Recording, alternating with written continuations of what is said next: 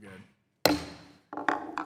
The Subcommittee on Digital Assets, Financial Technology, and Artificial Intelligence will come to order.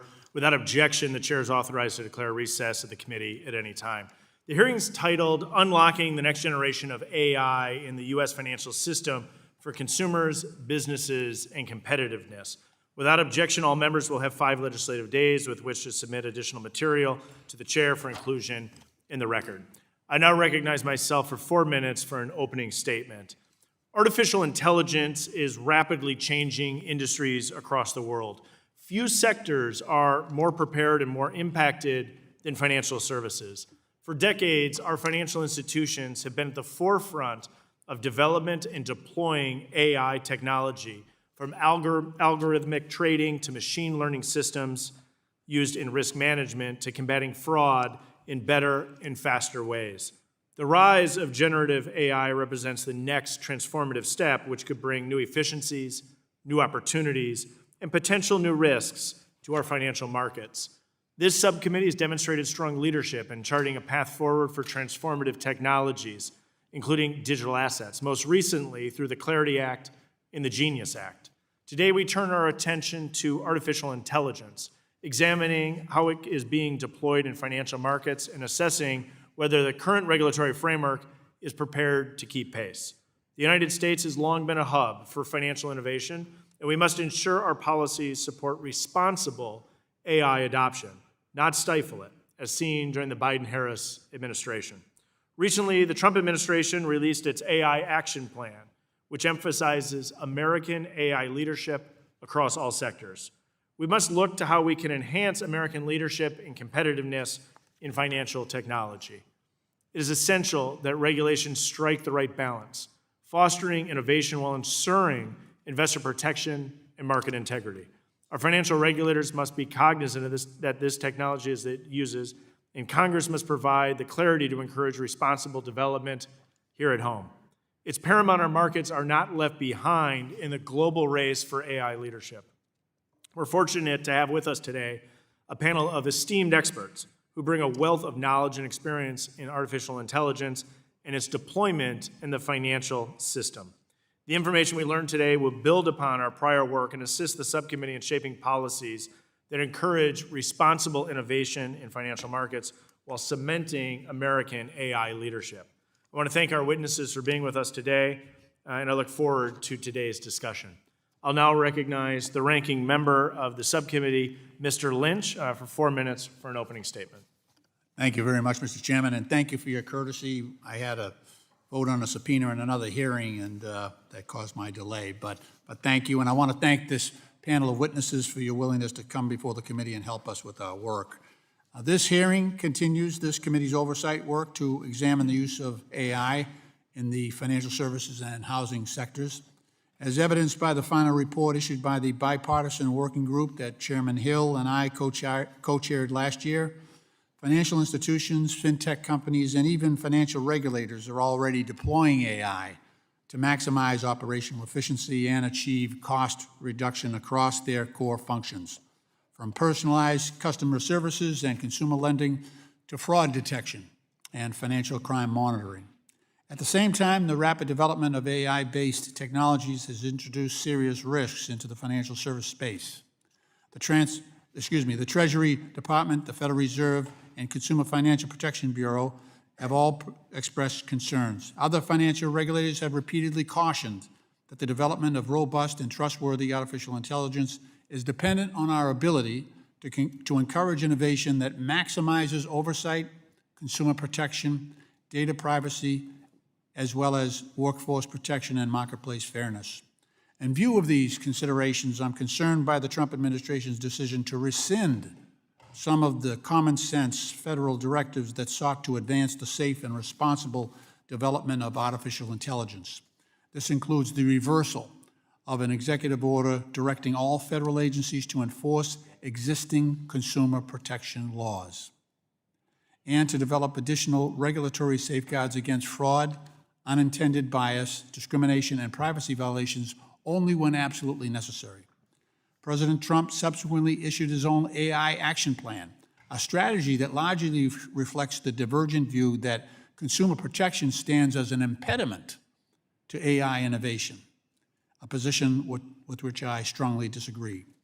Regrettably, the AI Action Plan undermines state-level AI regulation by requiring federal agencies to, quote, consider a state's regulatory climate, close quote, when allocating funding, and to outstrip federal funds from any state with a regulatory framework that it considers burdensome. I would note that recent legislation to impose a 10-year moratorium on state AI regulation was soundly defeated in the U.S. Senate by an overwhelming bipartisan vote of 99-1. The AI Action Plan similarly impedes federal oversight of AI-based systems by directing the Federal Trade Commission to stand down from ongoing investigations that unduly burden AI innovation. It is the fundamental mission of the FTC to protect the American public from unfair or deceptive business practices. President Trump also recently issued an executive order to limit federal procurement of AI large language models to those that are developed with ideological neutrality, as reported by the independent Brennan Center for Justice. Compliance with the order will likely require technology companies to degrade model performance and undermine public trust in their technology. Not surprisingly, our committee has received regular reports from AI stakeholders who have put AI development on hold over concerns that their integration of fairness metrics will run afoul of the executive order. Innovation will also not be well served by the dismantling of the CFPB, a federal agency that has sought to advance the development of trustworthy AI systems in financial services through consumer protection enforcement actions and regulatory clarity. In stark contrast to these actions, the work of our bipartisan AI working group stemmed from a genuine commitment by members on both sides of the aisle to foster AI innovation in the financial services industry, while also ensuring that regulators are equipped with the authorities and resources necessary. In closing, to this end, I look forward to continuing to work on a bipartisan basis with Chairman Hill, Chairman Steil, Ranking Member Waters, and our committee colleagues to advance the U.S. leadership in this important area. Thank you, Mr. Chairman, for your courtesy once again, and I yield back the balance of my time. The gentleman yields back. I now recognize the chairman of the full committee, Mr. Hill, for 1 minute for an opening statement. Thank you, Chairman Steil, and I appreciate our panel being with us. AI is, of course, rapidly changing the way Americans live, work, and engage with our financial system. Last Congress, we explored AI practices at financial services firms, regulators, and supervisors. Congressman Bill Foster and I served on Speaker Johnson and Minority Leader Jeffrey's bipartisan congressional AI task force. Ms. Garcia and Mr. Lynch and I had an excellent work session at MIT's labs on their research in AI and financial services as well. In all these efforts, we saw demonstrated how AI has the potential to boost efficiency, cut costs, and strengthen the tools used to protect consumers from fraud detection to anti-money laundering. But as with any innovation, there are risks. AI systems have to be trustworthy, fair, and secure. Today, we'll start that exploration in this Congress on how AI, particularly the emergency capabilities of generative AI, can reshape our financial system. I look forward to the discussion, and I yield back. Thank you, Mr. Chairman. Today, we welcome an esteemed panel. We welcome the testimony of Dr. David Cox, Vice President of AI Models at IBM Research, Dr. Christian Lau, co-founder and president of Dynamo AI, Mr. Matthew Reisman, Director of Privacy and Data Collection at the Center for Information Policy Leadership, and Daniel Gorfine, CEO of Gattaca Horizons LLC, as well as Dr. Nicole Turner-Lee, Senior Fellow and Director of the Center for Technology Innovation at the Brookings Institution. We thank each of you for taking your time to be here. Each of you will be recognized for 5 minutes to give an oral presentation of your testimony. Without objection, your written statements will be made part of the record. Dr. Lau, you're now recognized for 5 minutes for your oral remarks. Chairman Steil, Ranking Member Lynch, members of the subcommittee and staff, I thank you for inviting me to testify today, and I'm honored to participate in discussions focused on advancing AI across the financial services ecosystem. In 2021, I founded Dynamo AI alongside my co-founder and CEO, Vaikunth Mugunthan, during our PhDs at MIT. We started off as a small group of researchers deeply interested in AI, but also keenly aware that AI risks pose fundamental challenges to real-world adoption.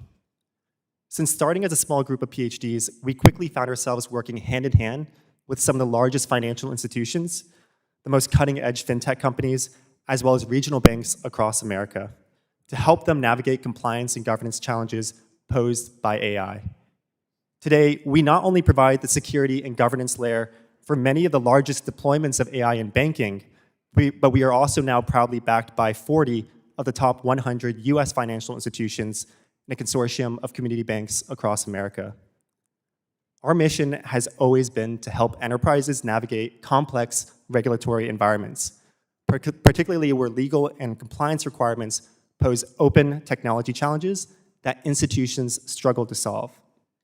We found that when faced with new technology regulations or internal compliance requirements around new technologies, enterprises are often left paralyzed, asking themselves not only, how do I comply with these new requirements, but is it even technically possible for us to comply with these new requirements? Nowhere do we see this to be more prevalent than with the struggles of financial institutions striving to adopt AI. Every day, our team has the ability and opportunity to witness exciting new AI proof of concepts that bring new efficiencies to the bank. But for every new exciting AI proof of concept that we encounter, we also see another AI proof of concept fail to make it into production and deliver meaningful value. We commonly see that these projects fail not because the underlying AI technology cannot deliver, but rather because financial institutions struggle to answer open questions about managing AI risk in heavily regulated, high-impact, and consequential environments. Some common and, quite frankly, sensible questions about AI risk include, what new security and data leakage risks does AI bring to my organization? As we hand over more autonomy to AI agents, how can we enable those agents to comply with established banking protocol and procedure when carrying out tasks? And what happens when an AI assistant inevitably hallucinates or fabricates facts in its response? While financial institutions often struggle to answer these questions, these are not intractable problems. At Dynamo, we've worked with a multitude of financial institutions to establish effective AI risk management that accelerates rather than blocks their AI transformation. To truly manage these new risks and unleash AI innovation, financial institutions and regulators must embrace technology solutions that can help risk and compliance teams scale their oversight, including controls like AI guardrails, red teaming evaluations, and auditability over AI usage. Importantly, the AI landscape is evolving at breakneck speed, and regulators and policymakers need to adopt governing frameworks that keep up with the pace of innovation, rather than falling behind on new opportunities and risks. Regulators should expand the use of AI sandboxes, as called for in the administration's AI Action Plan, in the bipartisan HR 4801, to not only enable technology teams to experiment with AI on high-impact use cases, but also bring leading evaluation and red teaming technology to rigorously test these experimental AI against real-world risks. Drawing on global examples such as Singapore's successful sandbox programs, the US can strengthen competitiveness while promoting secure and compliant AI. Across financial institutions and governing bodies that we speak to every day, we're starting to see comprehensive AI risk management take shape. We believe that this will be key to ushering a new and exciting era of advancement for the industry. On behalf of the entire team at Dynamo AI, thank you for the opportunity to testify, and I welcome the opportunity to work with this subcommittee to create a competitive, secure, and compliant AI ecosystem within financial services. Thank you. Thank you very much. Dr. David Cox, you're now recognized for 5 minutes. Chairman Steil, Ranking Member Lynch, and distinguished members of this committee, thank you for the opportunity to testify. My name is David Cox, and I serve as the Vice President for AI Models at IBM Research and the IBM Director of the MIT-IBM Watson AI Lab. While the excitement around AI has intensified in recent years, artificial intelligence has fascinated researchers for many decades. To give you a sense of our historical place in this, IBM has been on the vanguard of this ongoing revolution from the very beginning, when an IBMer co-authored the proposal for the 1956 workshop, Dartmouth Conference, that coined the term artificial intelligence and gave the field its name. IBM also has a long history of helping enterprises, including in the financial sector, use artificial intelligence technologies to unlock business value, and doing so in ways that are responsible and engender trust. Our work spans a broad spectrum, from helping to identify appropriate use cases, to providing tooling to govern both the development and deployment of AI systems, to inventing new technologies for trustworthy AI. From the start, IBM has tested AI internally before offering it to others, an approach we call Client Zero. By deploying AI internally, we ensure our models are stress-tested in the real-world environments before they ever reach clients. For example, by leveraging IBM's Watson-X AI and automation tools, we help to augment the skills of our own workforce by eliminating repetitive tasks. This has enabled our employees to focus on more challenging, rewarding, and impactful work with the time they save. For the financial industry, the implications of AI, particularly generative AI and large language models, are transformative. LLMs are not merely chatbots. They are multifunctional tools that can be adapted across a wide range of financial services use cases. These opportunities come with challenges. Large models consume enormous computing resources, raising both costs and concerns about energy use. Transparency is vital. Enterprises and regulators must understand the provenance and quality of the data underlying deployed systems. Security is also paramount, as organizations seek to safeguard sensitive information when using cloud-based systems. But perhaps the greatest risk is hesitation. If industry delays too long, consumers in the US economy may miss out on the early benefits of adoption. Responsible governance is not a brake on innovation. It is a mechanism that ensures that innovation can be deployed securely and sustainably. In regulated environments, firms must understand exactly what data underpins their models and be able to audit those systems over time. That's why IBM's enterprise AI efforts are grounded in 3 principles: open, trusted, and secure. Open source AI strengthens transparency, reduces dependence on proprietary vendors, and enhances US competitiveness.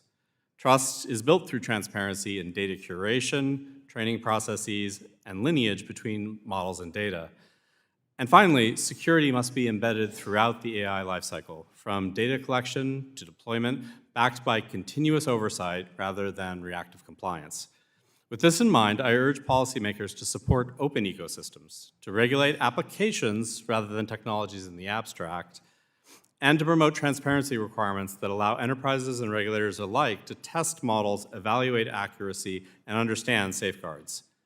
These steps will foster an environment where innovation can thrive responsibly. AI is not about replacing people, but augmenting them. It's about empowering professionals, enriching consumers, and expanding opportunity. By embracing openness, insisting on transparency, and embedding security, we can ensure that AI strengthens both the financial system and America's global competitiveness. Thank you, and I look forward to your questions. Thank you very much. Mr. Reisman, you are now recognized for 5 minutes. Thank you, Chairman Steil, Ranking Member Lynch, and members of the subcommittee for the opportunity to speak with you today. I am Matthew Reisman, Director of Privacy and Data Policy at the Center for Information Policy Leadership, or CIPL, a data and privacy policy think tank within the Hunton law firm, whose mission is to advance best practices for the responsible and beneficial use of data. CIPL facilitates constructive engagement between business leaders, data governance experts, regulators, and policymakers around the world. AI plays a critical role in the financial services industry, as this committee documented well in the staff report of its bipartisan working group on artificial intelligence.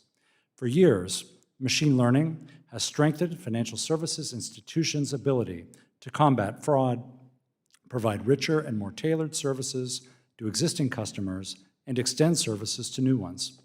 More recently, generative AI has boosted productivity across functions, from software development to customer service. And we are now in the early days of agentic AI, which shows promise for enhancing the experiences of businesses and customers alike. Potential applications are extensive, from streamlining know your customer processes to back office operations like payroll and invoicing to online banking and agentic commerce. AI's use in financial services also carries risks to consumers, institutions, and the financial system. The bipartisan staff report documents these risks well. Agentic AI may accentuate some risks while at the same time enhancing risk management capabilities in areas such as privacy and cybersecurity. To secure the advantages of AI within the financial system, we have three broad sets of recommendations. First, with respect to regulation, pursue a risk-based approach that focuses on the outcomes to be achieved. Avoid overly prescriptive measures. Build upon existing foundations, including regulations, guidance, and standards that are already in place. When necessary, clarify or adapt their application to emerging technologies. Consider risks and benefits in equal measure. Incentivize organizations to adopt accountable practices. Build trust through meaningful transparency. CIPL has long underscored that these concepts of organizational accountability are central to smart governance of data and technology. Second, enable the responsible use of data for model training and development. To function safely, effectively, and fairly, models must be trained and tested using rich data sets. Regulators should apply data protection principles in ways that ensure the quality of AI systems while preserving individuals' privacy. Privacy-enhancing technologies, or PETs, can reduce risks associated with the use of personal data. Examples include synthetic data, which is artificial data that mimics the value of real-world data, and differential privacy, where random noise is added to data sets to prevent identification of any individual's data. Policymakers should encourage continued research on and use of PETs.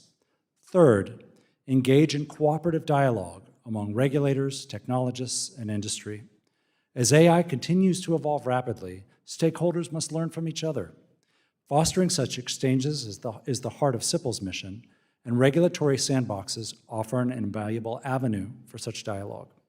Numerous jurisdictions have established regulatory sandboxes over the past decade, from the UK to Singapore to US states like North Carolina and Delaware. We commend steps to promote sandboxes under America's AI Action Plan, the proposed bipartisan bicameral Unleashing AI Innovation in Financial Services Act, and other proposed legislation. CIPL has published numerous papers on the aforementioned topics and is continuing our research on them. We look forward to the discussion today and to supporting your efforts to secure the benefits of AI and financial services for everyone. Thank you. Thank you very much. Mr. Gorfine, you're now recognized for 5 minutes. Thank you, Chairman Steil, Ranking Member Lynch, and members of the subcommittee for the opportunity to testify before you today. I am the founder and CEO of Gattaca Horizons, an adjunct professor at the Georgetown University Law Center, and the former Chief Innovation Officer at the LabCFTC. Today's topic on unlocking the next generation of AI in our financial system is critically important. The U.S. holds significant competitive and first-mover advantages, and we must foster continued development through thoughtful policy approaches. AI presents tremendous opportunities to further expand access, lower costs, and increase efficiencies and competitiveness while also enhancing compliance and regulatory oversight. To level set, it's important to recognize that AI in financial services is not new. It's part of a steady progression of automation that began decades ago. Today, recent advances in generative AI and agentic AI are creating new possibilities ranging from generating code and new content to planning and executing complex tasks. Responsibly developed AI is indeed already yielding tremendous benefits. AI can provide more accurate and efficient decision-making, detect patterns that traditional approaches would miss, help regulators keep pace with digital markets, and promote financial inclusion by unlocking credit for historically underserved populations. It is further enhancing customer service, helping to identify patterns of financial crime and market manipulation, and making financial advice more accessible and lower cost for Americans. As with any area of innovation, however, there are risks associated with AI, including the potential for perpetuating bias, relying on poor quality data, failing to operate as expected, and advancing fraud and scams. The mere speculative potential or fear of future harm, however, should not broadly block development of AI, including by those small firms and community banks seeking to remain competitive in an increasingly digital economy. To this end, as a key guiding principle, I would encourage everyone to assess new AI-based models on their ability to improve off of a highly imperfect status quo. This principle should apply across AI applications, since a singular focus on risk can blind us to the greater benefits as compared to legacy approaches. With respect to existing policy frameworks, the financial services industry is well equipped to manage new technologies and should be a model for other sectors. For decades, a robust technology-neutral regulatory framework has governed the adoption of emerging technologies. For example, consumer protection laws bar discrimination in lending, whether the decision is made by a human or by an algorithm. In our capital markets, rules against fraud and manipulation, along with circuit breaker technologies, help to mitigate risks related to potential AI-driven trading activity. And our financial regulators have long provided robust risk management guidance, principles, and frameworks that address model, IT, third-party, and enterprise risks. The overarching framework to ensure safe and responsible adoption of AI is in place. The challenge now is thoughtful application through sound, informed, and consistent regulation. To ensure the U.S. maintains its leadership and competitiveness, I accordingly offer 5 recommendations. First, regulators must support, not block, responsible AI adoption. We often hear that innovation is blocked by regulators at the examination and supervisory levels due to vague expectations and endless inquiries that lack clear paths to compliance. Examiners should be well-versed in the benefits and risks of AI and provide the marketplace with clear expectations. Second, we must ensure financial regulators have the in-house expertise and tools to keep pace with technology. A recent GAO report found a significant lack of technology skills at federal financial regulators, which is why codifying innovation offices and equipping regulators with their own AI expertise, tools, and capabilities is essential for effective oversight. Third, Congress should establish a federal data privacy framework and ensure open access to quality permissioned financial data. The quality of AI model outputs is inherently tied to the quality of data inputs. Congress should work to establish a national framework that governs data privacy and ensures that consumers have control over how their data is being shared and used. Fourth, Congress should prevent state laws from undermining federal financial regulatory frameworks. Given the national nature of AI development and its application in the well-regulated financial services industry, a patchwork of state laws can create conflict, ambiguity, and confusion. Finally, regulators should further clarify risk management frameworks and promote the value of well-crafted standards. This includes making clear that the mere use of AI, even Gen AI or agentic AI, does not inherently make an activity higher risk. Regulators can further help their efforts to keep pace with technological change by supporting well-crafted industry standards through regulatory recognition and safe harbors. Thank you, and I'm happy to answer any questions you may have. Thank you very much. We now recognize Nicole Turner-Lee for 5 minutes. Thank you, Chairman Steil, Ranking Member Lynch, and distinguished members of the subcommittee. Thank you for this invitation to testify on the use of AI in financial sector. My name is Dr. Nicole Turner-Lee. I'm a director of the Center for Technology Innovation at the Brookings Institution, and I'm also the co-author of a report that was done on AI in the global markets by the CFTC. Artificial intelligence brings a variety of opportunities to the financial sector, and for years it's been used in banking, fraud detection, mortgage applications, credit underwriting, and data analytics. Many of these use cases are promising, offering the potential for greater accessibility and improved customer service, while others may introduce challenges, including concerns about racial bias and discrimination. Given that the financial services industry is one of the country's most highly regulated ones, adoption and use of AI requires careful review. Without such oversight, risks abound that can undermine consumers' ability to be economically resilient, especially under changing economic conditions. Further, inaccurate or discriminatory information that is used to train AI models can put marginalized populations at even greater risk, threatening to widen the racial wealth gap, limit access to home ownership, credit, and other financial transactions. In other words, when algorithms make poor decisions, the quality of life for Black and brown communities, seniors, and even some of us are placed in reverse. For these and other reasons, Congress must continue to foster responsible and ethical use in the financial regulation sector by providing safeguards that protect consumers from AI risks now and reinforce algorithmic accountability, safety, and security, especially when we look at incidents of fraud. Congress can also safeguard consumers from both the unintended and intended consequences through legislation, which starts with comprehensive national privacy standards and reinforcing the jurisdiction of independent federal agencies and state attorneys generals who enforce consumer protection regulations in the age of AI. For example, the former director of the Consumer Financial Protection Bureau clarified that algorithmic decision-making is held to the same standards as human decision-making. the Department of Justice, the Department of Housing and Urban Development. These agencies also previously released documents stating the compliance with many of the provisions that apply to either tenant screening or fairness overall. But recent actions taken to defund and compromise the independence of federal agencies like the CFPB, like the FTC, which have oversight over deceptive consumer practices, can have major implications on protecting consumers from the opaque technology of AI. State and state attorney generals are critical in enforcing these protections, but challenges to their state rights and laws are not productive. Even with the rejection of the 10-year moratorium on states' abilities to develop their own laws, the current AI action plan still suggests that AI-related funds should not go to those with burdensome AI regulations. In the absence of a national framework, states must continue to protect the millions of seniors, children, marginalized populations, and even farmers who are being barraged by algorithmic discrimination, deep fakes, and other malicious attacks on their financial well-being. Recent proposals from legislators seek to establish regulatory sandboxes for AI developers where companies can apply for waivers or modifications. But without strong regulatory or enforcement consequences, companies will have another avenue to exploit the personal information and behaviors of consumers.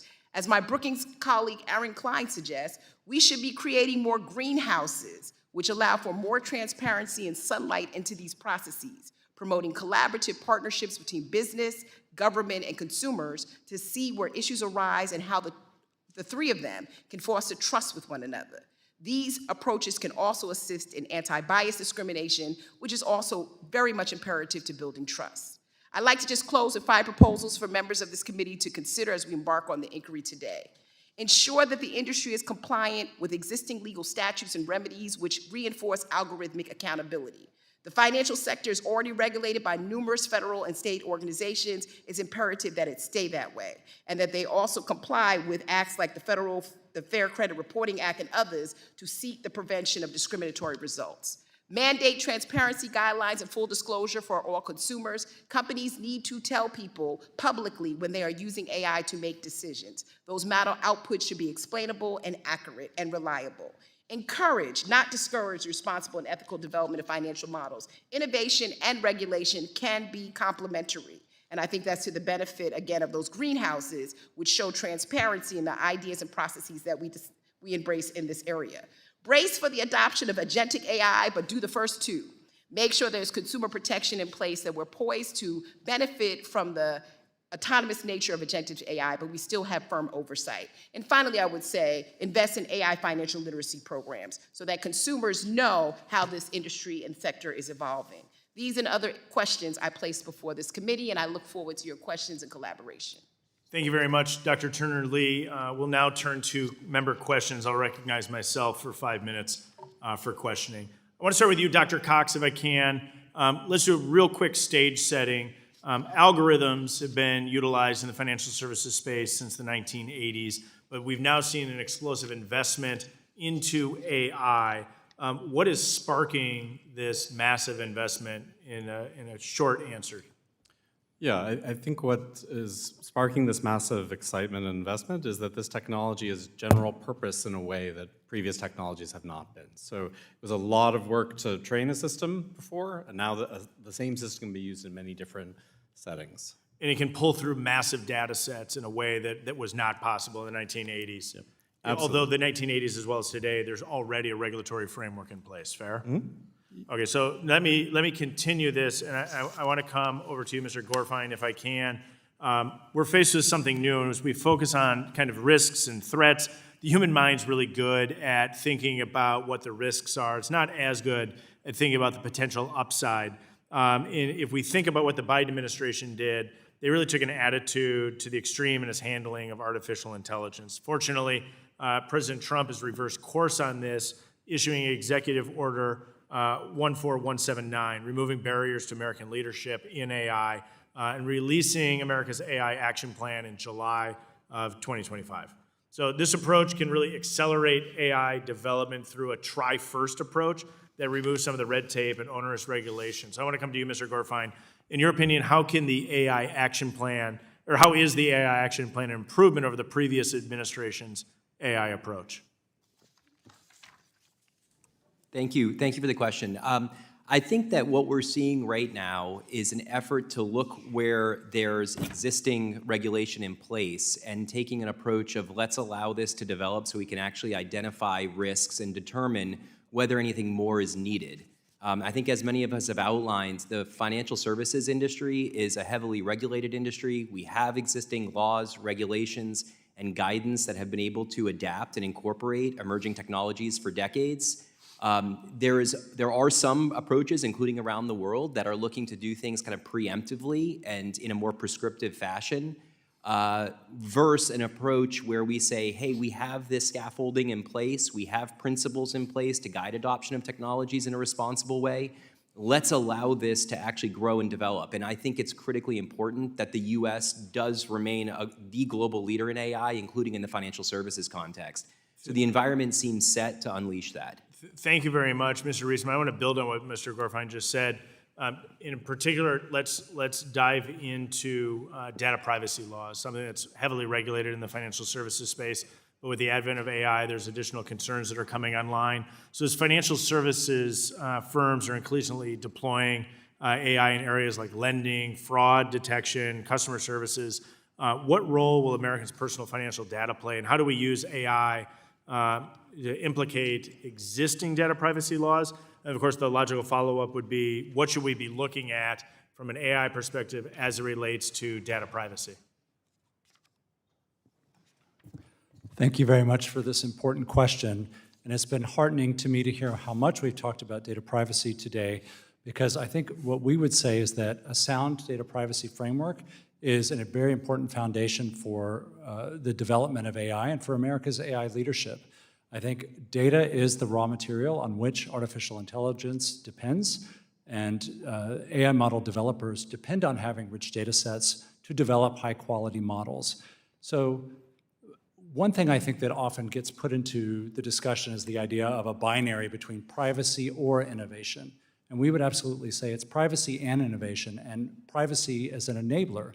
So a good data privacy law with modern interpretation holds on to classic principles we've had for decades in privacy law, but allows for flexible use of data for purposes such as model training and development. So building on what you're saying, do you believe that we can regulate and address AI under the current regulatory framework, or do you need a new regulatory framework which has been proposed by some?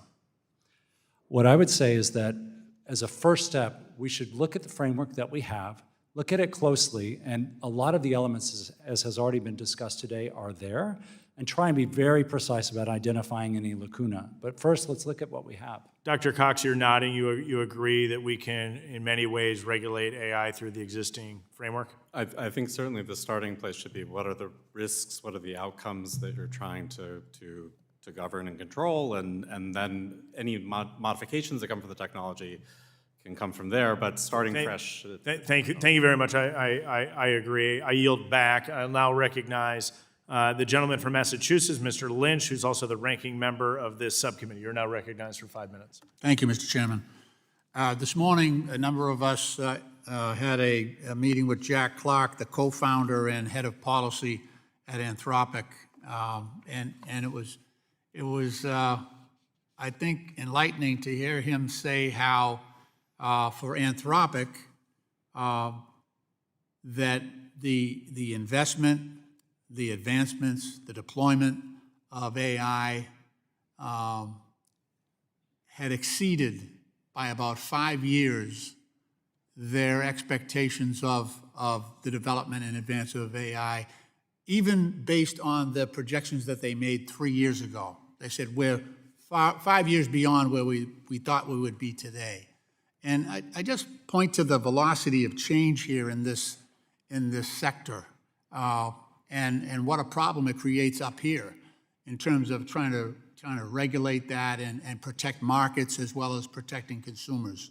I know a couple of you have mentioned the sandbox model, and Ms. Turner-Lee, the Singapore model, and we actually had a congressional delegation from this committee go to Singapore and kind of review the model that they had for their sandbox back when they were doing a fintech sandbox and crypto sandbox. So interestingly enough, their their sandbox has an ethical framework which begins with a principles-based approach, so that there's elements of fairness and accountability, inclusivity, and it sets an ethical foundation for all AI projects. It has a bias mitigation element to their sandbox, and mitigates bias in those AI systems. And developers are encouraged to assess their algorithms for potential discrimination. There are data transparency practices that must be complied with. Organizations must be clear about how data is collected, processed, and shared. Explainability requirements within their sandbox model. So they must ensure that their AI systems can provide understandable justifications for their decision-making. And there's also very strong stakeholder engagement, encouraging a wide range of stakeholders, and massive user privacy protections that are very important, not only for Singapore, but globally and certainly for the United States as well. And there are regular reviews and audits of that sandbox process among these participants in the sandbox, as well as blueprints and guidelines and knowledge sharing. Is that the formula that we should use if we're going to go? I know the full committee chairman has an idea about sandboxes, and we're going back and forth, he and I, about what that should look like. I'd just like to get your feedback. You've touched on a lot of the sensitive issues, and I'd like to hear you extrapolate a little bit more. Thank you so much for that question. I mean, I am a fan of sandboxes. I wrote a paper in 2018 when we were just beginning this bubble on what algorithms was going to do when it came to consumers. And regulatory sandboxes are a great way to experiment. In fact, here in the United States, we've used sandboxes to cultivate the fintech marketplace. But because of the velocity of speed in which AI is gathering our personal information, the velocity in which we are going into transformational models where we can't determine the beginning and the end, when we actually deploy a sandbox model in this day and age, it is important to have many of those variables that the Singapore government has put into place. It allows for accountability, continuous monitoring, transparency, and it also allows us to ensure that consumers are baked into the process, as opposed to providing waivers and exceptions to companies to experiment and then come back and tell us how it's all going to work, which is the current model from which we exercise right now when it comes to AI. Thank you. One problem that I noticed in the Singapore model was the number of participants was limited, so it never scaled up. So some of the problems that we see with AI is when you get that scalability. And is there a way for us to, I know the auditing and review after the sandbox is ongoing, but is there any way we can sort of make sure that that scalability effect is implemented inside of a sandbox? Well, I think one of the areas in which many of us who have fought for consumer protections are interested in The gentleman's time is, so we'll ask you to write that for the record, cognizant No problem. of the time. The gentleman yields, and the gentleman from Michigan, Mr. Huizenga, who's also the vice chair of the full committee, is recognized for 5 minutes. Thank you, Chairman Steil.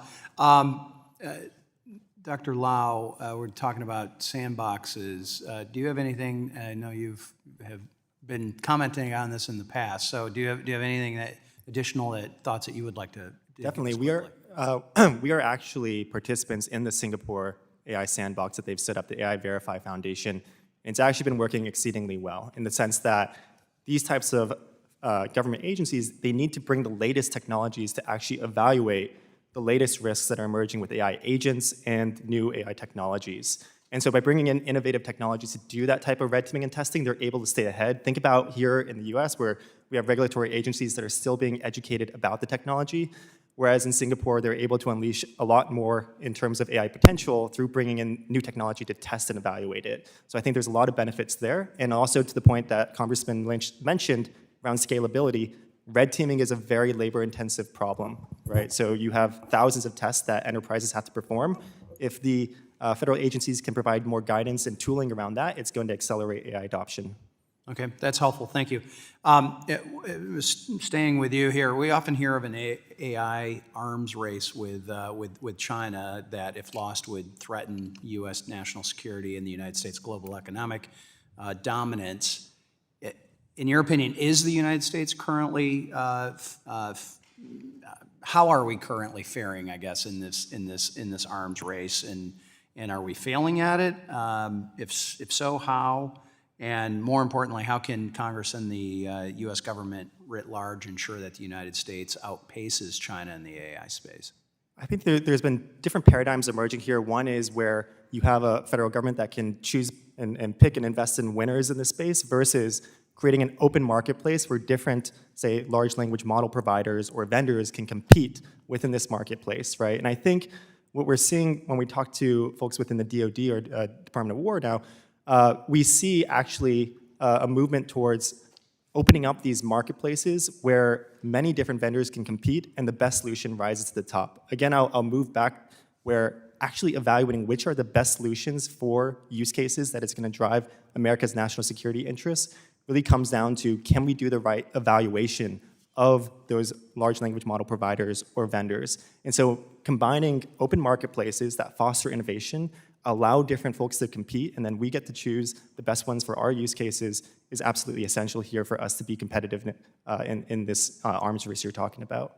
By the way, I deeply appreciate how you are succinctly wrapping up some very complicated and detailed things and allowing me 2 minutes yet to ask other questions. So that's it's important up here when we only get 5 minutes.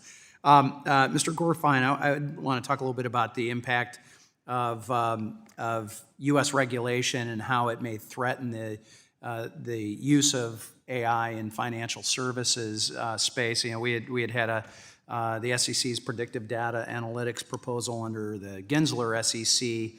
I believe would have had some significant impact. You know, are there other things like that that we need to make sure that we're aware of and avoiding?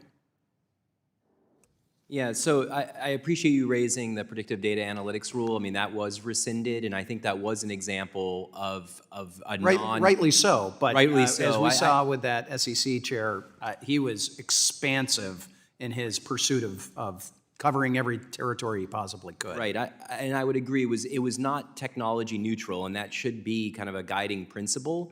It had incredibly broad... So it should be tech neutral. Absolutely should be technology neutral. And importantly, like the soft power too, in the way that regulators communicate to the marketplace is important. So with the predictive in other data, words, you don't want to be pounded into the ground and threatened with being put out of business. That doesn't foster innovation. That can be a challenge. Allow the sarcasm to be mine. So that's okay. That can certainly be a challenging environment. I think especially when you're talking about smaller firms, and when I think about regulatory messaging, it's the small firms, it's the community banks that don't have large armies of compliance teams that are able to parse certain types of messaging that comes from regulators, so it can serve as a big deterrent to adoption. In the last 30 seconds, how can these smaller community financial, you mentioned community banks or credit unions, how can they use AI to compete? Well, so I'm a big believer, and I say this in my written testimony, in standard-setting organizations, like industry-driven standards that regulators can effectively recognize or even create safe harbors would allow small firms to know that if you're compliant with these best practices or standards, that is, from a diligence perspective, a route you can pursue. And I think that exploring those types of models in the U.S. is going to be critically important. I realize back. time. Thank you. Gentleman yields back. The gentleman from Illinois, Dr. Foster, the ranking member of the Financial Institutions Subcommittee, is recognized for 5 minutes. Thank you, Mr. Chairman, and to our witnesses. I guess Mr. Reisman and maybe others have mentioned the importance of privacy enhancement techniques. Several years ago, when I was chairing the AI task force on this committee, I dragged in a witness to talk about homomorphic encryption and some of the differential privacy techniques. And I noticed just recently, and it was clear back then that these were not ready for prime time. There was a huge penalty for performance, and the privacy wasn't actually that great. I noticed recently Google just announced this Google Vault Gemma, which sound like they're actually implementing training with differential privacy. And so I was wondering if anyone on the committee could say something about, are these techniques really ready for prime time? And is there the possibility of a regulatory safe harbor for firms that commit to using high-quality differential privacy and type tools? Thank you for the question. It's been quite extraordinary to see the progress on privacy-enhancing technologies over just the last few years.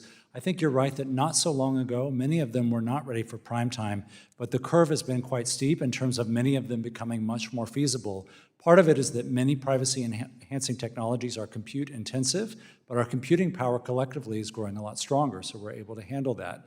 I think there was also a sense that a lot of them were complex and maybe out of reach, especially for smaller companies. There's a whole ecosystem now of expert companies that are able to consult and offer what you might call off-the-shelf privacy-enhancing technologies to make them much more available, much more broadly. So It would make sandboxes easier to implement. Any other sort of comments on the state of the art? Anyone disagree that this is something that's pretty promising at this point? Things like fully homomorphic encryption, they provide very strong guarantees, and you're correct that they're slower than conventional computing, but the leaps and bounds that they're making in that technology, it's orders of magnitude, 1,000 times better. Every time I turn around, it's gotten better. So I think that's moving very fast, and the hardware is going to ultimately start to close that gap as well. So I think we're going to benefit from that wave. Yeah, that could be a key component to a safe sandbox in a lot of these things. Absolutely. Related to, one of the things we struggle with is the small bank versus large bank, trying to level the playing field we can. And it's one of the things that AI can potentially help us with. Soon all of us will have in our pocket the best team of lawyers that's ever been assembled. So it means if you ever get in a fight with a billionaire, a legal fight, the billionaire will not be able to get a better legal team than you have essentially for free. Now, similarly, a small bank should, through AI, be able to have access to a really good AI risk advisor and a team of risk advisor AIs, so that even if it's a pretty small bank, this team will know every way that any bank has failed in the history of this country, and they just have a tremendous amount of knowledge and make it easier to operate a small bank.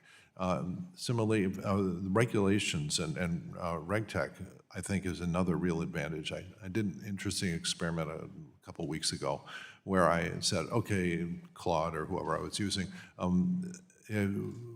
give me the balance sheets for 3 banks that have just failed for typical reasons, and it just knocked it out of the park. And then I said, now give us a resolution plan for each of those 3, and it was great. I mean, it just said, okay, in this case, set up a bridge bank. In this case, try to merge it. In this case, just liquidate it.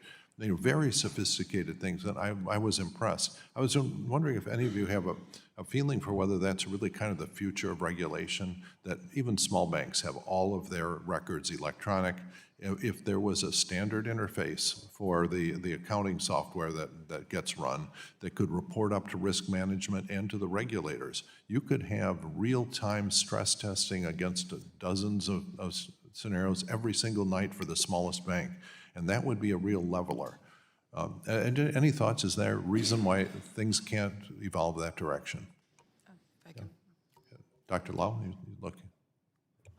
Thank you. Yes, certainly. So we work with a lot of community banks and regional banks, backed by a number of them, and we see this every day, right? So this new AI technology can empower them to automate or streamline a lot of these compliance workflows that are very manually intensive that they just don't have staffing to do, but also, as you mentioned, unlock really new types of auditing and risk control. So 24-hour continuous monitoring and observability into certain types of workflows that are highly regulated. That's all really exciting and actually being materialized today across a lot of these smaller banks.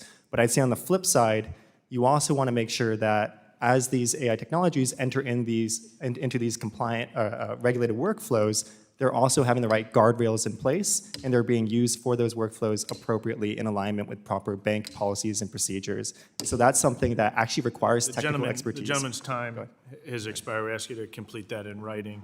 The gentleman from Ohio, Mr. Davidson, who's also the chair of the Subcommittee on National Security, Illicit Finance, and International Financial Institutions, is recognized for 5 minutes. Thank you, Chairman. Clearly, AI represents a transformative force, one that can exponentially enhance productivity, bolster our financial system's global edge, and it will no doubt influence our culture. Technology never exists in a vacuum, and I've long warned about the erosion of our Fourth Amendment protections in the digital age. The Patriot Act, for example, massively expanded domestic surveillance. The Bank Secrecy Act had long ago obliterated any real claim to privacy in your financial dealings.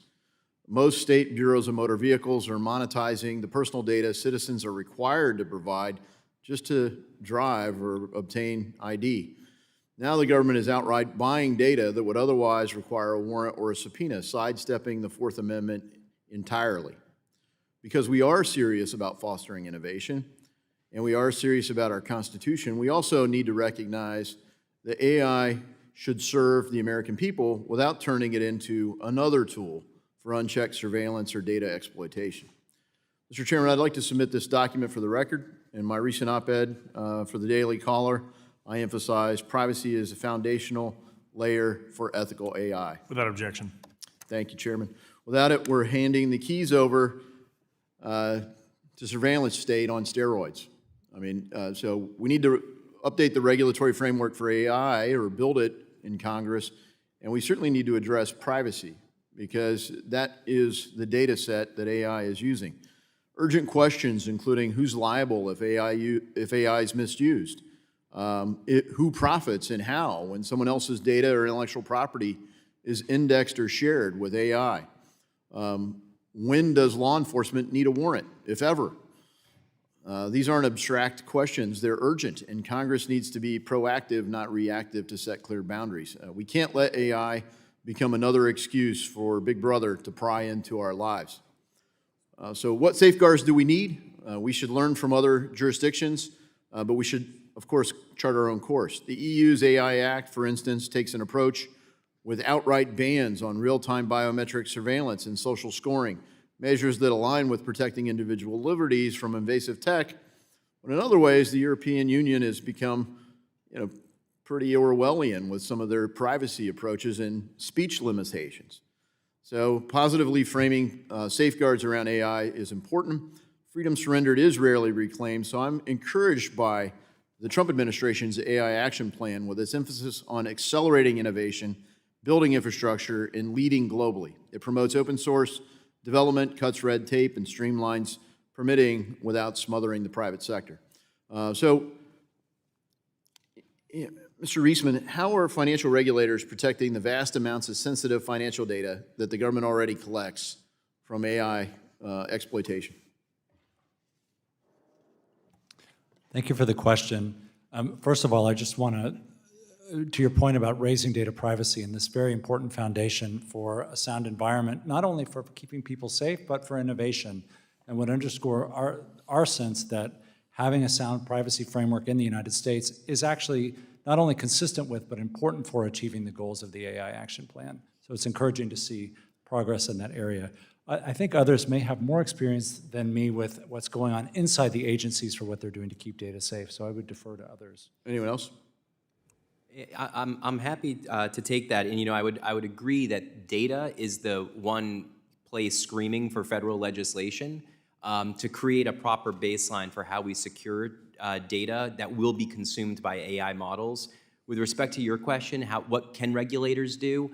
We were just talking about privacy-enhancing technologies, things like encrypting data. Ultimately, financial regulators need to be recognizing that there are these developing privacy-enhancing tools and making sure that regulated financial institutions can use those technologies. So data can be encrypted. We can avoid creating honeypots of information that are being sent every which way. I mean, the reality is today, all of our information, driver's license photos have been emailed, sent to every single provider. There's a better way to move encrypted information and limit access to who actually gets it. Thank you. I think the computing architecture is really important. I've always liked blockchain technologies. I like zero-knowledge proofs and ways to protect data that way. The government, in some cases, has artificially limited that. But I will submit written questions for the record. I'm really curious how you protect intellectual property, copyrights, trademarks, and maybe monetize that for other people down the way. Maybe blockchain does it. Maybe there's other ways. But thank you for your expertise and attention. Thanks for this hearing, Chairman. I yield back. Gentleman yields back. The gentlewoman from California, the ranking member of the full committee, Ms. Waters, is now recognized for 5 minutes. Thank you very much. Dr. Turner-Lee, we've seen the development of new AI technologies like agentic AI, which can operate independently and autonomously. AI is capable of self-directed and complex behavior and can also carry out multi-step tasks. Financial services companies are now experiencing and experimenting with agentic AI in investments, credit decisioning, and more. However, I'm concerned about the new scale of risk and vulnerabilities from all of this. Dr. Turner, can you elaborate on the potential risks for agentic AI and whether a liability framework can help us mitigate those risks? Who's responsible for the actions of an AI agent if something goes wrong? Thank you so much, Congressman, for that question. I mean, I think much of the conversation we've had today is on this promise of AI as it relates to efficiency in the financial sector, and agentic AI is an extension of that. The more and more financial institutions can become more autonomous through chatbots and other tools that allow people to not necessarily talk to a financial counselor, but to talk to AI to be able to get through their steps. It makes sense on the productivity side, but it doesn't make sense for the consumer. The consumer has a lot of reputational risk that comes with this, a lot of financial risk, and in an industry where we know that consumers are at the heart of any type of harm or potential harms that come through misadvice or miscalculation, it can have a huge effect, not only on people who are wealthy, but people who are experiencing the wealth gap. So I appreciate your question. I do think we need a liability risk structure for this, one in which Congress thinks through the same type of consumer protections that we're defunding right now and diminishing, even with many of the actions today to append those regulatory agencies like the FTC and the CFPB. As we move into agentic AI, without those guardrails and the ability of states in particular to control how people respond to this new technology, it is actually going to go further than we can catch up with it. Wow. Dr. Turner-Lee, the Republican regulatory sandbox proposal for AI we're considering today appears to be just more deregulation framed as innovation and lacks requirements for public disclosure, harm mitigation, and other important protections with an unlimited scope and virtually no limitations, putting American consumers and others market participants at risk. I'm deeply concerned that regulatory sandboxes may remove safeguards from a rapidly developing AI market that is already lacking meaningful federal regulations and oversight. In fact, we have yet to fully understand the consequences of deploying this technology without any safeguards and are already dealing with countless public safety issues. And despite the fact that you've alluded to some of this, what risks do regulatory sandboxes pose? If Congress were to consider regulatory sandboxes for AI, what kind of standards should responsible sandboxes meet? Thank you for that question as well. I mean, I think we've mentioned already the role of sandboxes and helping us to cultivate new products and services within this sector, and among other sectors. We actually see sandboxes in healthcare. The challenge is, without the right variables that we're actually constructing to make sure they're safe, ethical, fair, inclusive, as it's been mentioned, sandboxes will turn out to be an exceptional exploitation of consumers. And what that means is, without any guardrails, which the AI Action Plan is suggesting there should be modifications, there should be waivers, we really need sandboxes to be very transparent. We need clear goals and questions of what it's trying to solve. We need protections against consumers who are part of those sandboxes to ensure that any harm that they face is, there's retribution for that as well. In my opinion, we can actually create this without putting people at risk in terms of the end product, and we can do it in the light as opposed to in the dark when it comes to companies and government working together on these policy concerns. I'm so pleased that you're here today. Oh, thank you, and I'm pleased you're here today, too. I'm going to call on you to continue the kind of education that's needed with members not only of this committee, but this entire Congress.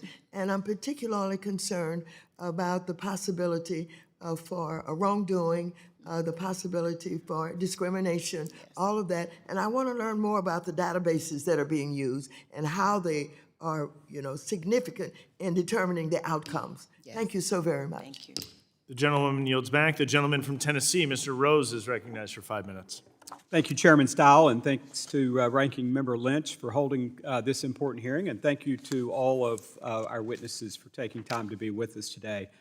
I want to start with you, Dr. Cox. Could you please describe the concept of technological singularity and share your perspective on whether you believe AI will achieve singularity and provide an estimate on the possible time frame for this development? Thank you for the question. So the idea of a singularity is this: when we reach a point where the technology is able to advance its own progress faster and faster and faster, such that it can get sort of a positive feedback loop, and then we suddenly have an explosion of capability. One of the things that's interesting that, I just dusted off a copy of The Singularity is Near by Ray Kurzweil that happened to be on a shelf that I was cleaning up.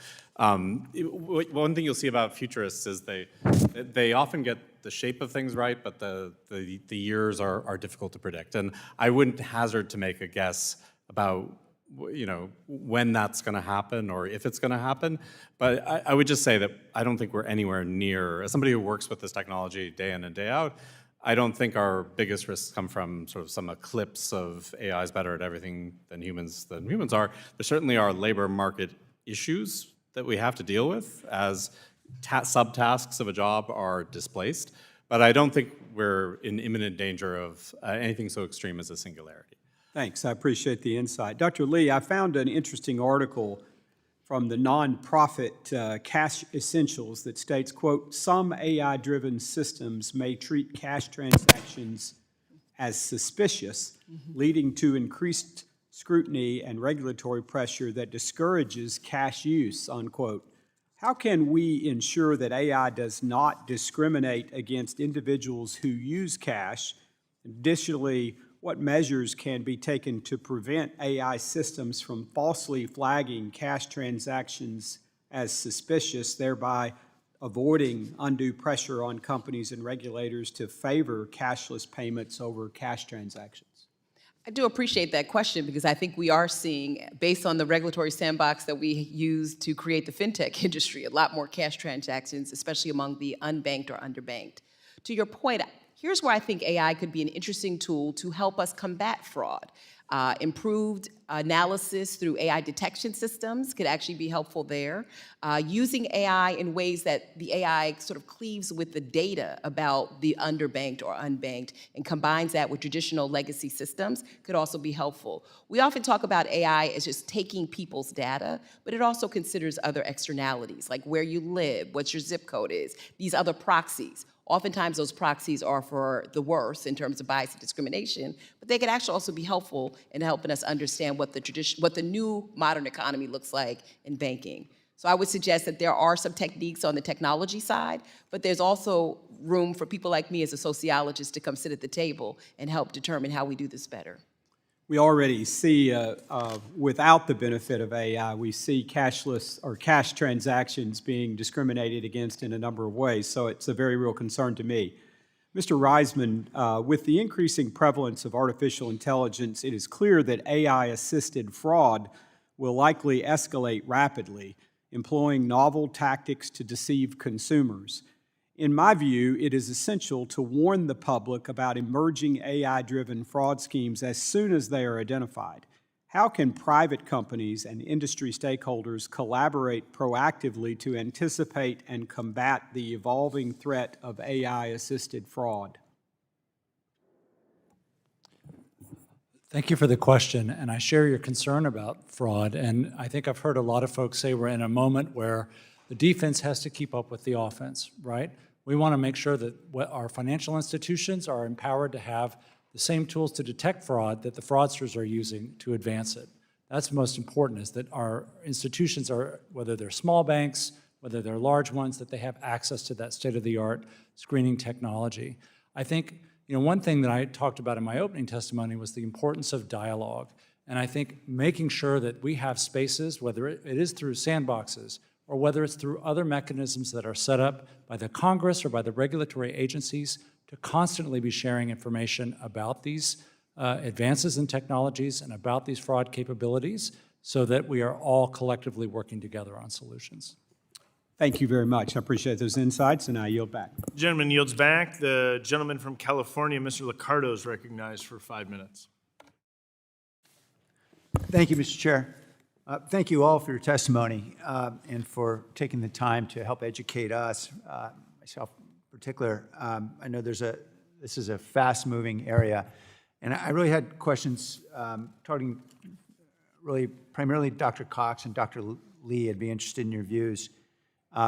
We have several concepts that have been presented in legislation here before us, and I wanted to see if there was, I'd like to tinker a little bit with a couple of these bills. From Chairman Hill, the sandbox concept, and from my colleague, Congresswoman Pedersen, the task force concept, and combine them in a way if we could. I represent Silicon Valley. Obviously, we have a lot of concerns, or I hear lots of concerns in my neck of the woods about having government involved in regulating the code and the algorithms, particularly since government isn't terribly good at it. And we'd expect that the technology is evolving so quickly, we won't be good at it. But on the other hand, I think there's a widespread embrace of the notion that we need to be mitigating the worst of the harms. And so the question would be, if we were to create perhaps even more than a task force, but an independent body of folks in industry, academics, experts, financial regulators, and others, that were to establish what the best practices are in the industry. The best practices around, for example, curated data sets. I know you mentioned, Doctor, that IBM utilizes it, or testing and reporting, or fraud detection, watermarking, data security, a whole host of best practices in the industry, and then hold that up as the standard and establish essentially that is going to be the negligence standard, or essentially the standard. If everyone complies with that standard, then you are exempt from liability. If you're not meeting that best practices standard, then good luck with the lawyers and the regulators. What about an approach that would combine those two? And I'd ask either Dr. Lee or Dr. Cox like to jump in. So I'll jump in first. Yeah. So I think that is a tremendous idea that we should consider, because we seem to be at the same stalemate every time we talk about these issues. There's a technical side of it, and then there's this consumer output. And I do think that government regulators are good at the latter, the consumer protection side of it, because guess what? That's the side where our constituents are coming to us and saying something has harmed me. With regards to what you're saying, I would just like to offer to you that we did start that process under the previous administration. The AI blueprint for a Bill of Rights was actually a nice glide path for getting to the same protections that you're speaking of, as well as collaboration. The executive order, which was soon after appended, had a lot of that conversation on how do you actually bring different bodies together from various disciplines, industry sectors, government, and civil society, so that we actually solve this together. To date, we've seen a lot of that sort of eroded in the new administration, as well as in the AI action plan, where we're primarily competing against ourselves when we actually just see China as our only force of nature. So I would suggest, I agree with you. I think there has to be more conversation, more collaboration, more disclosure among the various entities to get to the space that you're talking about. And I think a task force would not be a bad idea. That was also recommended under the prior administration. Thank you, Doctor. Dr. Cox? I think that there are some interesting things emerging already. So the ISO 42001 standard for just the entire creation process of a large language model is, one example of something emerging. And I think, that gives you a little bit of a sense of how these things are playing out. It's a voluntary standard, you get audited against it, and it's some sort of mark of your, whether you have the proper hygiene there. Now, that's different than regulating the algorithm, though, right? Like, it's more about regulating processes and controls and documentation and auditing, as opposed to saying this technology, this algorithm's intrinsically worrisome somehow. And I think that's one thing that I think many of the panelists have raised, is that it's nothing intrinsic about the technology, it's about how are you using it. It always has to be in the context of how it's being used, and we have use and risk-based regulation. That's a normal thing we already have. So combining that with things like cybersecurity hygiene standards, which are now then being transported to the world of AI, I think that's an evolution of what we already have to a good outcome. Thank you. Thank you both. I yield. Gentleman yields back. The gentleman from Montana, Mr. Downing, is recognized for 5 minutes. Thank you, Mr. Chair, and thank you for the witnesses. This is a really exciting topic for me. The thoughts of AI, I came out of technology. The opportunities are incredibly exciting, but it's also, a little bit scary, on where it goes. And it's interesting. I was talking to Eric Schmidt last year. He wrote a book on AI with the late Henry Kissinger, and he made a comment that I thought was really interesting about being very light on how you regulate it so that we're not blown out of the water by our competition. And then he said that something really caught my attention, but you need to be ready to unplug it. And I wasn't exactly sure what that meant, but it was an interesting comment that I'm still dwelling on. But as a former regulator, we had to deal with a lot of the issues with artificial intelligence as a tool for industry, and really what the implications were. And some of the interesting things we did as an insurance regulator is we were of the opinion that once you wrote down a rule or a law or something prescriptive, it was probably already stale because this is just evolving so quickly. And so what we tried to do to to inform industry on how we were looking at it is all the work we did on that committee was concepts-based, not non-prescriptive, because you wanted to kind of guide how we as regulators were looking at it without saying this is what you have to do. And a lot of the questions that came up there is the machine biased? Is the machine bad? Is the machine a lot of this concern about what was coming in it? And I think about the data. As a former researcher, I think, garbage in, garbage out. What's the data you're training it with? And what are the thought processes on how broad and how deep that data set is and what kind of results you have? But the results coming out of it, a lot of folks were saying, well, at least in terms of a regulator, we need to have causation and not correlation. And, I don't agree. I think if you have a high statistical probability of getting the same results that, from this system, a lot of our life is based on correlation and not causation. I think you can use that, as reality or close to reality. But then if it's giving you a result you don't like it's, affecting a protected class, if it's something that you don't like, that's the public policy decision, not machine bad. And then you have the real, honest conversation about that public policy. And, another thing that folks would say on the regulator side very often is, well, we need to be able to look into that black box. And I think about, well, that black box, once you have an n equals close to infinity access neural network, no human can understand that. So what tools do you need to understand that? And this is my opinion, the tool you need to understand that is probably generated through AI. And so you have AI doing that, and it comes back to the ancient question of quis custodiet ipsos custode? Who's watching the watchers? And it's an interesting problem to come up with. But I'm going to start, sorry about, thank you for indulging me on that. But one of the things that I think about a lot is, as a state regulator, states' rights are very important to me. And there's been a big conversation about that. And I strongly favor allowing states to lead on regulation where feasible. But at the same time, it's essential that this technology has the legal and regulatory flexibility to continue innovating and develop in the United States. So I'm going to start with Mr. Reisman here. What role do you think the states should play in regulating AI, or are you of the opinion that this is something that Congress needs to tackle? Sorry, thank you for the question. I think the first question that we should be asking is, do we need more regulation on AI at all? And we've had an interesting discussion about looking at what powers we already have, whether that's under federal law or under state law, that allow us to address a lot of the questions that we may have about AI.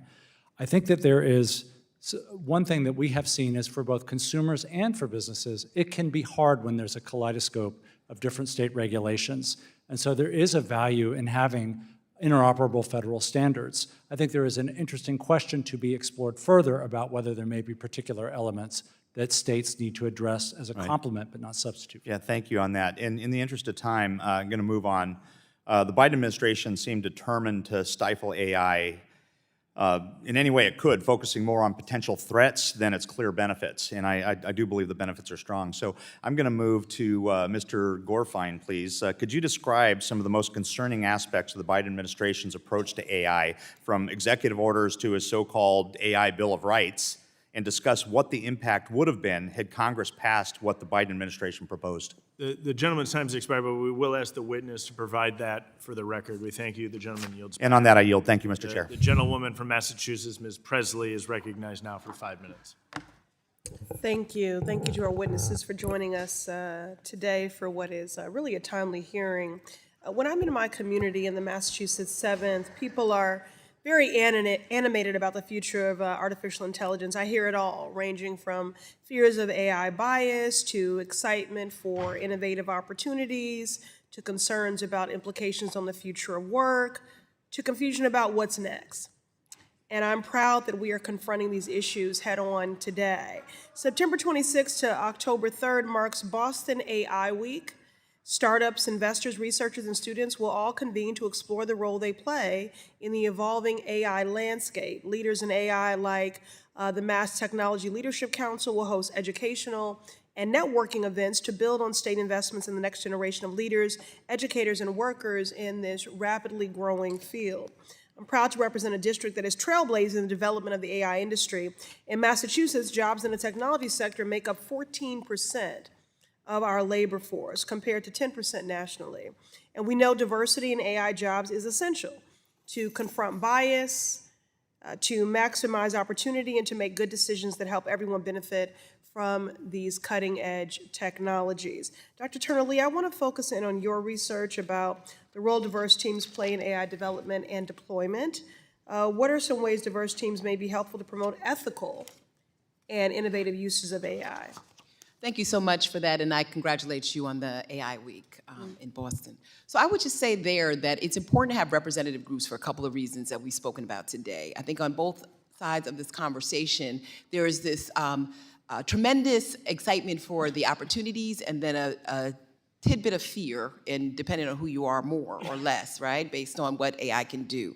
It's important that we have people who have the lived experiences of the variety of impacts that AI can have. And why that is important with any other internet technology that we've had is because AI, particularly in the financial sector, is dispersed to be very individual to that person. So when we talk about data that is traumatized or discriminatory, that actually takes the account of the wealth gap that is experienced by, for example, Black populations where they've been denied credit, loans, and other eligibility, shows up in the data. And when you do not have people who understand that lived experience, that experience passes on generationally, and the AI tends to then affect their quality of life. Loan denials continue, et cetera. So I think it's really important to have not only background diversity, but diversity of various people from various disciplines, various sectors, sitting at the table. How are we building financial sector AI without people who actually understand how community banking works or sit in the roles of experienced financial literacy counselors, for example? You have to have everybody there. Thank you. And Dr. Turner-Lee, how, do you believe the federal government has a role to play in this? And what is that to ensure that people from all walks of life, women, people of color, low-income folks, can have careers in AI, especially in the financial services sector? Well, I think you pointed out really well when you talked about trying to empower local entrepreneurs. It's important for the federal government to create low benchmarks to entry. We see on this panel a young man who has his own company that is doing incredible things when it comes to data architecture, AI infrastructure, et cetera.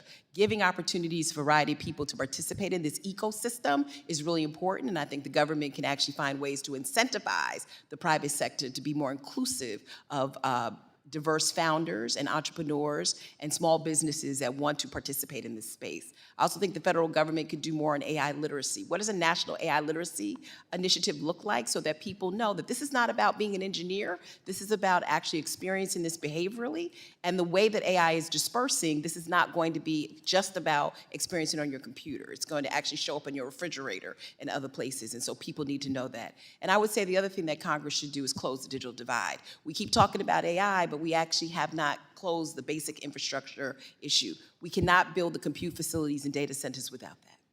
Thank you, Doctor, for being so prescriptive there. Whether it's a hearing in Congress or a meetup at the Museum of Science, AI is the topic of conversation, and we have the responsibility to ensure that all voices are included because AI works best when it works for all. I yield back.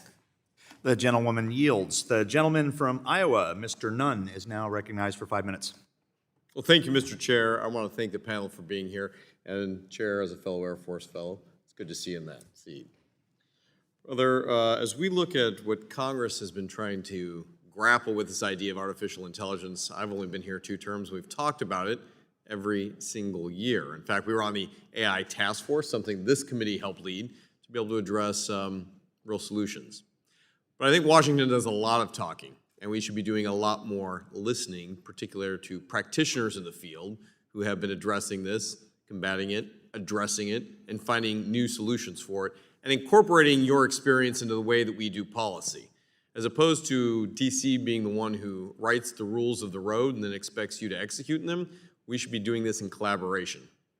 Mr. Chair, it's one of the reasons I'm leading a piece of policy called the AI Plan Act, or the Artificial Intelligence Plan Act, to ensure that we here in Washington are incorporating and getting our own house in order before we start telling the innovators, the pioneers, and candidly the defenders how best to do it under a government auspice. I look back at where we were with cybersecurity when I was director of cybersecurity at the NSC. Many of the solutions were already being provided on the public sector and the private sector when we worked together. So with that, I want to be able to dive into a couple of issues that have been addressed when it comes to artificial intelligence. First and foremost, the idea of misinformation and how it happens not only in the financial space, but across our government. It's lowered the barrier to entry.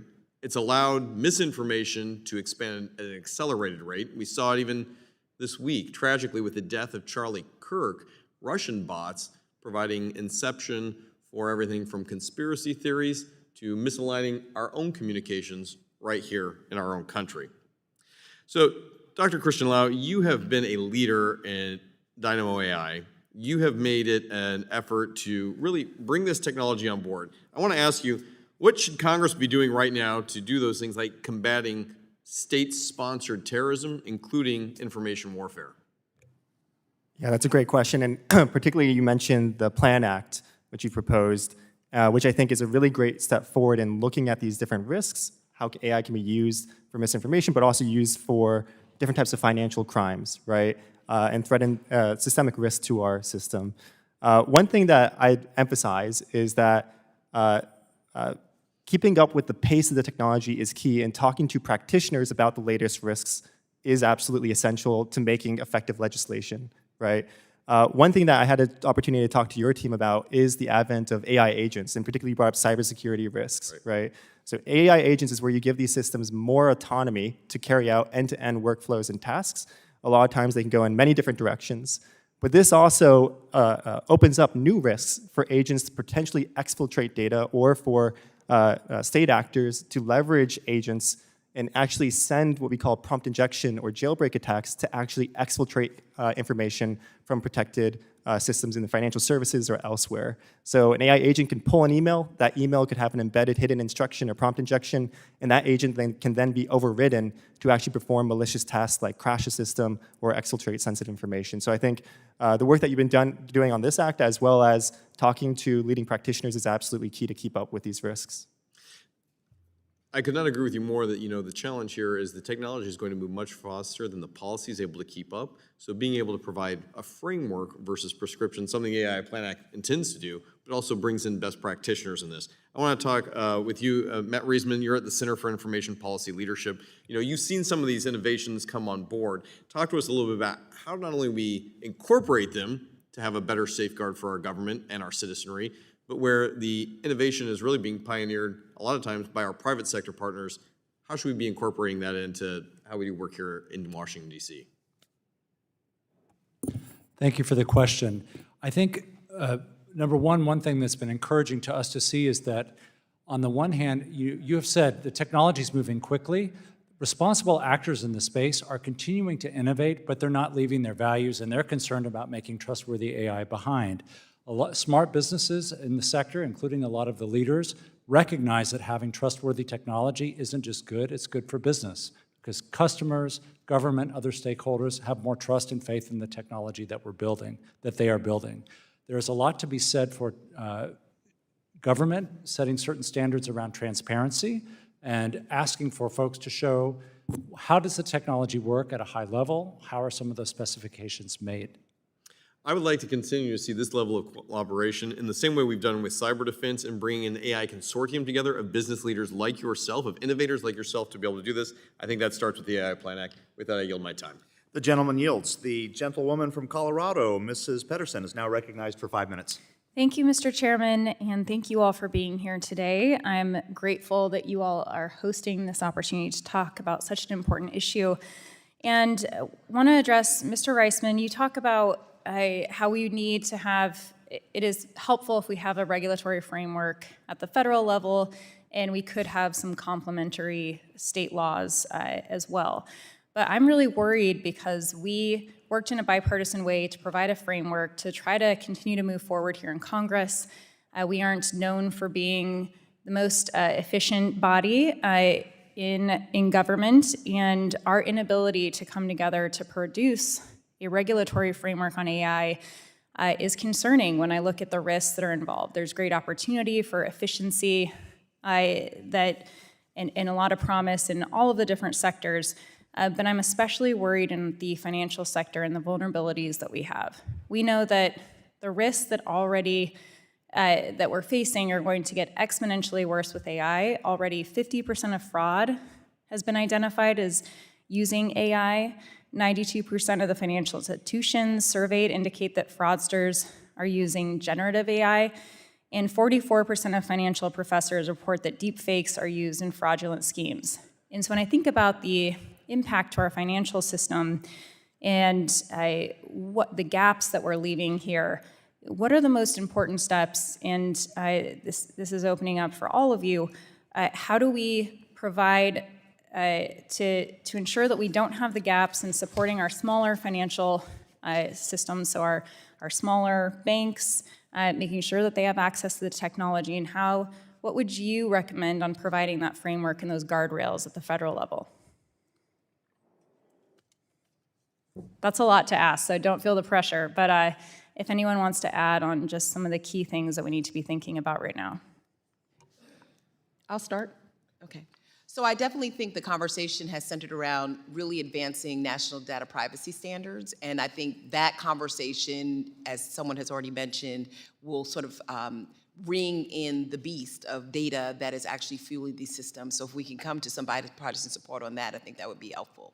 I also think that approaching, Congressman, as you said, some of these very nuanced areas like deepfakes, data is out there that seniors are thinking that their grandchildren are calling them for money, and when a senior's economic viability is compromised, that's worse for the whole family. So I think going into those verticals where there is bipartisan agreement is another area. We've seen that with the Take It Down Act in terms of anything that has to do with any manipulated content, I think is a step forward. But I do also think that we have to reimagine what it looks like in terms of regulatory framework that has some guidance and guardrails, which I'd be happy to share with your office in more detail.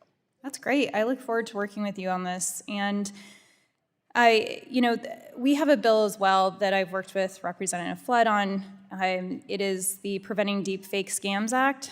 And this is important because, our agencies are only able to take on what we're directing them to do. And so when we look at trying to change with the times, to make sure that they have the support they need to address the challenges that we're facing now, can you speak to the greater coordination needed between the regulators, the industry, and the subject matter experts to develop strategies to protect financial institutions and consumers from fraud using AI?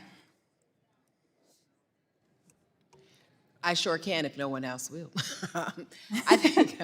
I think on the deepfake side, I think the challenge that we have is that because we have multiple agencies with jurisdiction over this particular area, we haven't come up with some shared values and goals on, one, how are we defining this? We've had a lot of conversation, to your point, where we've not necessarily agreed on the copyright area, this digital provenance. The same thing I think is actually gonna go into the deepfake space, where we're looking at extracted video, text, and audio and trying to determine where is this coming from. That's very hard for us to track at this moment. but also coming up with some shared values and goals across the various agencies that are responsible for enforcement over that. I think if we're able to actually get away from some of that fragmentation, we can actually push forward with really good legislation that protects people from clones. Right, and Mr. Reisman? Yes, I just wanted to say, to praise in the bill, you've called for specifically bringing together industry and expert stakeholders to talk with regulators and government to try and figure out how to solve these problems together. It's never been more important as the technology moves quickly to have all of these voices in the room to problem solve together. It seems like we should bring bills to do this for every agency across, sorry, thank you, I yield my time. The gentlewoman yields. The gentleman from South Carolina, Mr. Timmons, is now recognized for 5 minutes. Thank you, Mr. Chairman, and thank you to the witnesses for being here today.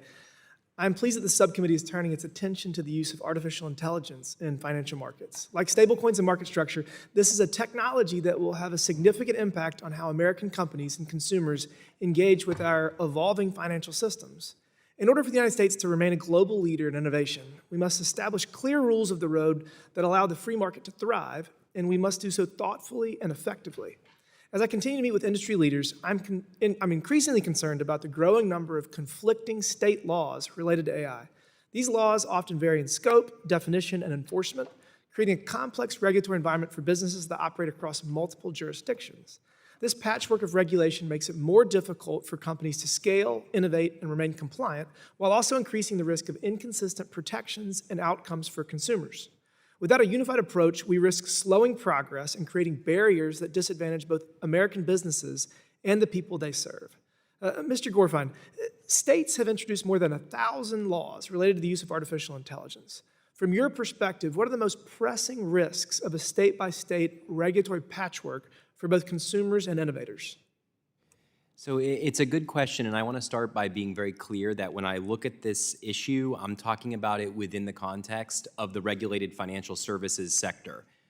There may be issues outside of financial services where states are engaging on AI, but I think that what's really important is to recognize there are existing federal, state laws, there's existing regulation, and there's existing guidance that financial institutions adhere to, where a patchwork of state laws can absolutely interfere, conflict, or create ambiguity for financial services firms operating on a national level.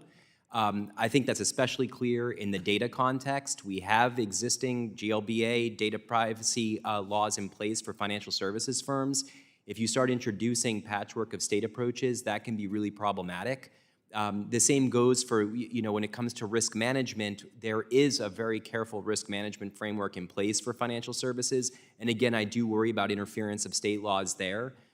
So that's how I'm thinking about the interplay of state federal, especially in the context of the financial services space. I'm going to turn that a little bit around and say, while this is going to be difficult for financial services companies to comply and to work across state lines, let's talk about the AI companies that are trying to create these products. I mean, the Chinese are ahead of us or close to being ahead of us, and the businesses that they have that are focused on this do not have this burden. Would you say that that's an equally difficult challenge?